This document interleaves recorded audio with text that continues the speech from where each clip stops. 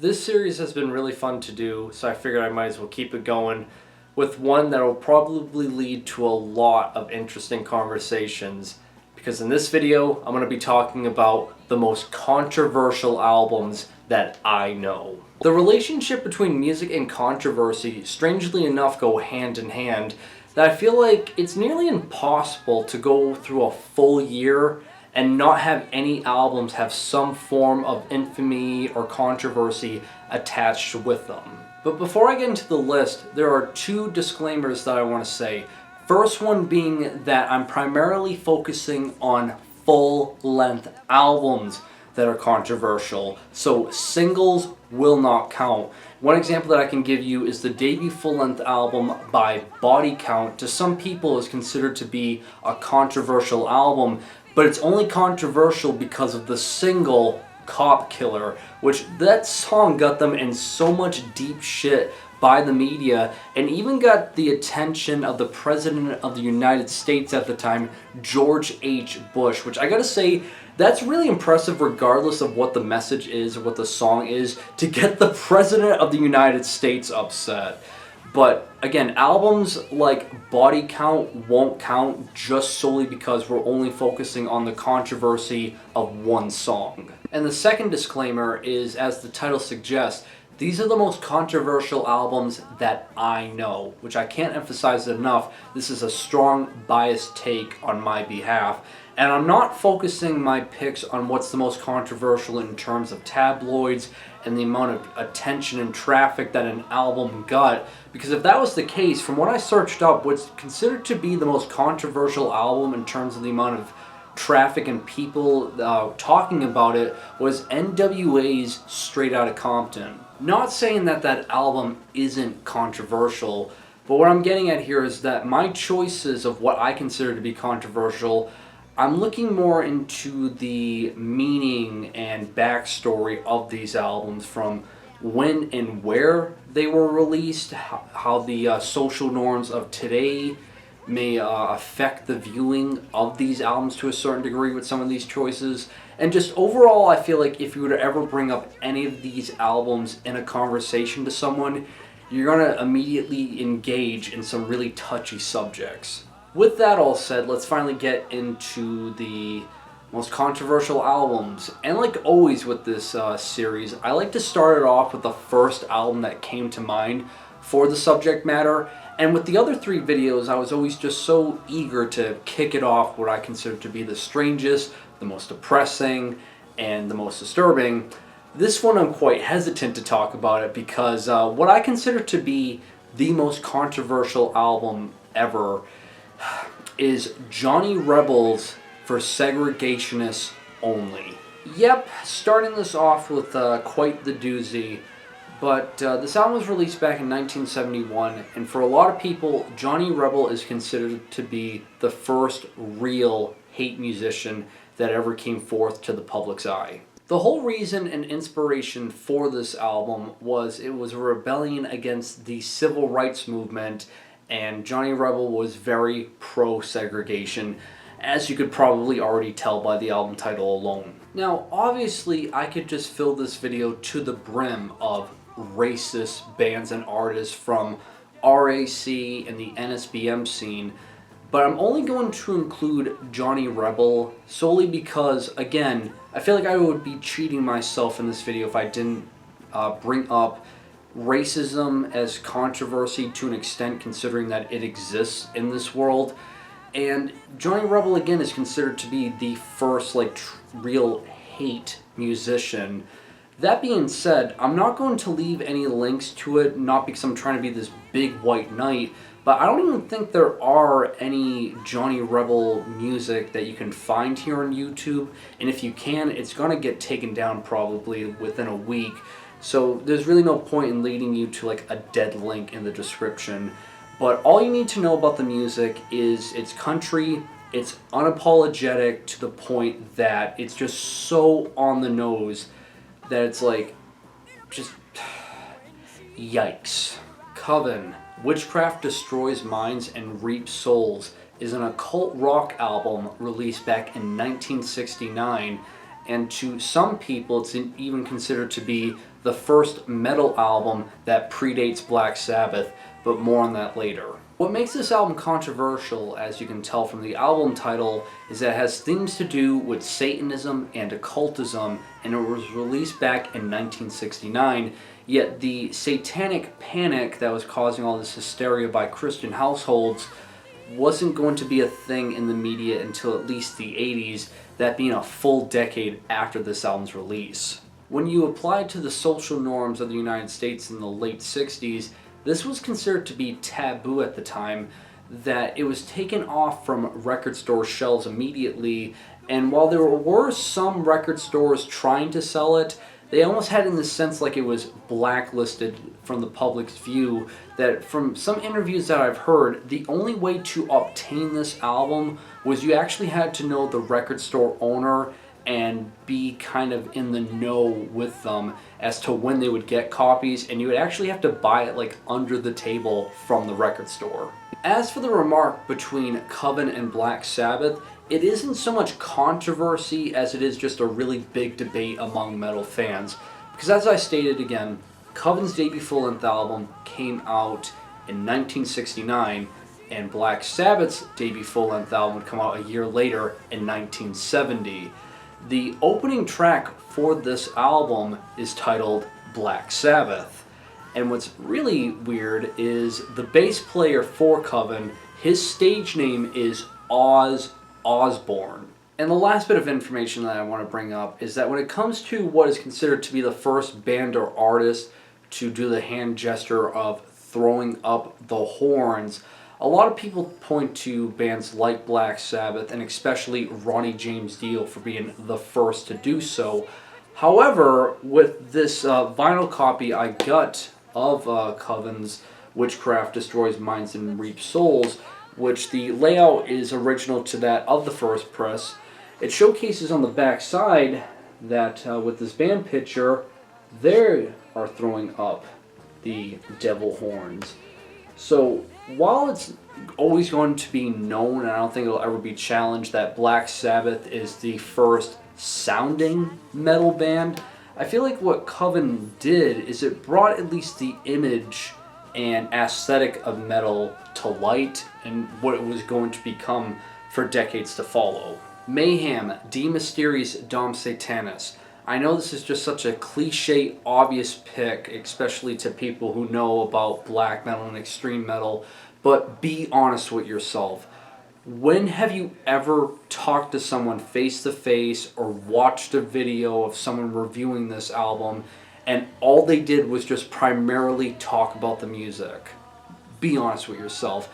I feel like it is impossible to look at this album or talk about this album and not bring up all the events that led to the creation of it. From the murderers, suicide, and church burnings, this album feels like it encompasses all of just those chaotic events that were happening in Norway, and it becomes like now this giant monument to just trailblaze for decades to come what people perceive and view as Norwegian black metal. I'm not going to waste my time diving any more into the history of this album, and while yes, I'm very aware that there are so many other albums in the Norwegian black metal scene that came out that has controversy and infamy attached with them in some way, shape, or form, this just feels like the capital point of all of that. That again, the infamy that it has is just basically inescapable at this point. Cannibal Corpse, Tomb of the Mutilated, another obvious choice, especially if you keep up within the realms of extreme metal. But when you have US senators trying to censor out your music from being sold in record stores, that speaks volumes in any degree. Along with the fact I believe countries such as Germany and Australia, along with a few others, were pulling out from selling Cannibal Corpse records in their stores. That only just really led to the infamy for Cannibal Corpse, mainly because it was deemed to be too controversial because of its depictions of gore and violence from their album artwork and lyrical themes. However, I feel like because of all this media attention they got, it worked in their favors throughout the years because it would just give them more notoriety and attention in the extreme metal fan base. Because I believe as of right now, Cannibal Corpse is the highest selling death metal band out of all of them. The Coop, Party Music.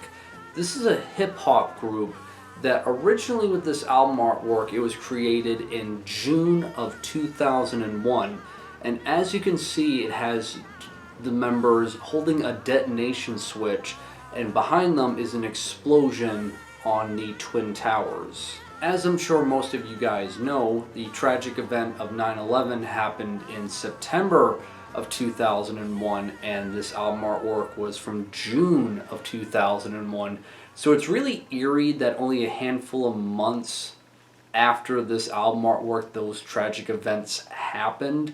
And I know they re-released the album and delayed it to, I believe, November of 2001 and used an alternative artwork, I believe, of like this martini glass with alcohol in it. But it's just really eerie just how the circumstances of this album artwork is now perceived to be extremely controversial.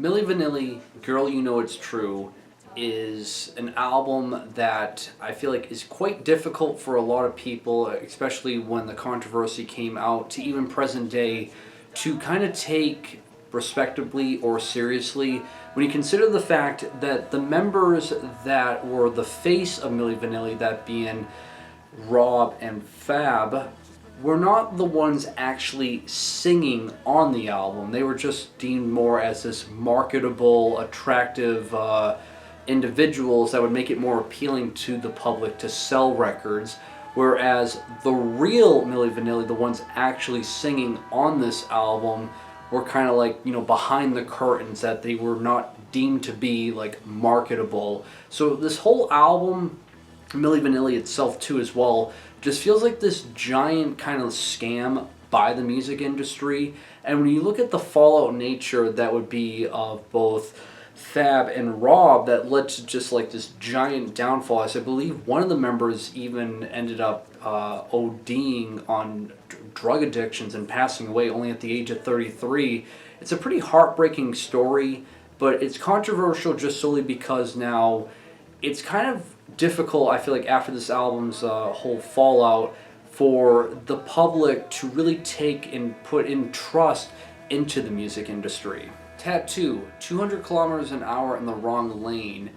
Basically, how I've always looked at T.A.T.U, even though I consider them to be one of my personal favorite pop duos, is they're basically the Milli Vanilli of sexuality. However, their first controversy dealt with the fact that with their hit single, All the Things She Said, it portrayed or showcased these two girls in the music video who I believe were both 17 years old at the time, in this kind of like lesbian romance, which was deemed to be just too sexual for really anyone at the time. However, the whole album has themes to do with two girls being in love with each other, obviously showing a lesbian romance here, and kind of portraying kind of like the difficulty of the social norms that they face to be in this relationship. Not only does the music showcase that, but the two girls that were the face of T.A.T.U also tried to sell that more by being in a relationship, to the public's eye anyway, showcasing that it was all the more real even with the members associated with T.A.T.U at the time. However, years later, there would be a fallout with the group, and it was revealed that both of the members of T.A.T.U were not only not in a relationship with each other, but they were both straight women. And it doesn't help the situation anymore when years later, within an interview, one of the members said that if her son were to ever be gay, she would condemn her own son, saying that when it comes to the relationship between a girl and a girl, that's totally fine, but two men being in a relationship together, she frowns upon that. Overall, what makes this album controversial is that even though this album is looked at as kind of like this LGBT pop anthem of an album, it's hard for people in some sense to take it seriously when you consider the fact, the fallout of everything, it being two women portraying themselves to be gay, but they're not, only so they could gain more publicity by the media, because it would boost kind of like some, I guess, traffic for them with the controversy that it would stir up in the pot. Feeling as if it's kind of like this industry plant type of album that was only kind of meant to make money off of, you know, gay and lesbian culture. Discharge By Death, with their one sole self-titled full-length album, is arguably one of the wildest things I've ever found out about an extreme metal band in existence. Because this is a brutal death metal band that consists of two members. Both of these members are serving life sentences, and they both formed this band while in prison. The first member's nickname, Jason, is serving a life sentence for murdering and raping an 18-year-old and stabbing her 30 times. While the other member, Torch, is serving a life sentence because, ironically enough, he ended up killing a man who was putting sexual advances on a woman. He struck him with a beer bottle and ended it up burning that man alive. That way he couldn't report his injuries to the cops. A very odd matchup of individuals to pair together to form a brutal death metal band. But I guess when you're in prison, you don't really have that many options for what you can include in a death metal band there. But just so you know, if you check out this album, which is just, again, very straightforward brutal death metal, just know everything you are hearing is made by two individuals that killed people, essentially, that are both deemed as murderers. And that'll do it for this video, guys. Really curious to know what are albums that you consider to be the most controversial. Like always, if I get the same amount of participation as I have been with the previous videos, then yes, the next video coming up will be the most controversial albums that you know. And other than that, like always, links provided to everything I talked about will be in the description below. Make sure you guys drink plenty of water to stay hydrated, and have a great day.